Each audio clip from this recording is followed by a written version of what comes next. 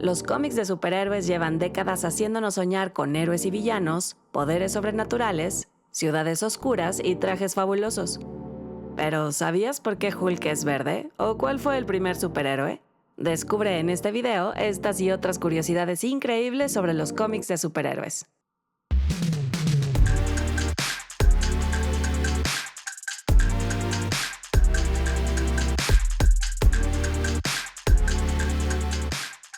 Cuando se habla del origen de los superhéroes, se suele citar a Superman como el primero, erróneamente. The Phantom, creado en 1936, está considerado el primer superhéroe.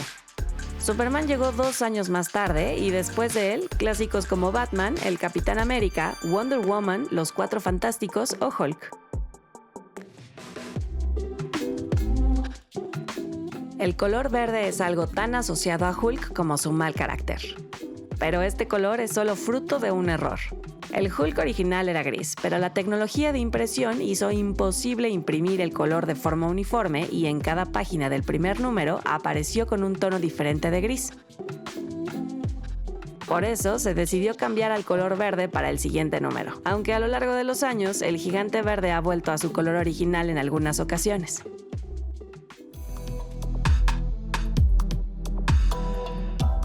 ¿Sabías que Venom, uno de los personajes más famosos de Marvel, empezó siendo un traje extra para Spider-Man?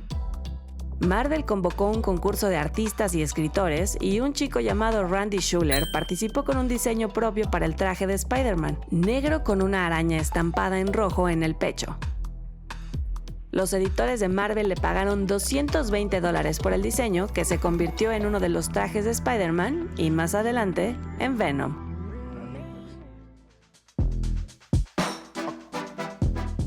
El número 5 del legendario cómic de Alan Moore, Watchmen, se llama Aterradora Simetría y no es casualidad. En este capítulo, publicado en 1987, todas las composiciones son reflejo unas de otras. La primera página tiene su reflejo en la última, la segunda en la penúltima, y así sucesivamente hasta llegar a las páginas centrales donde la simetría se completa.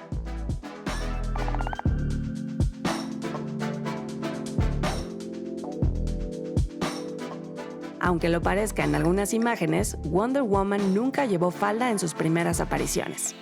La superheroína usaba culottes, pero tan fluidos que lucían como una falda en algunas de las ilustraciones. Tampoco llevaba sandalias como en el boceto original, sino botas para luchar más cómoda. El traje fue acortándose con el paso de los años e incluso llegó a cambiar completamente a partir de 1968. Hasta que, en 1972, la periodista y feminista Gloria Steinem llevó a la Wonder Woman original a la portada de la revista Ms. y escribió sobre la importancia de esta superheroína, lo que acabó trayendo de vuelta a la Mujer Maravilla clásica.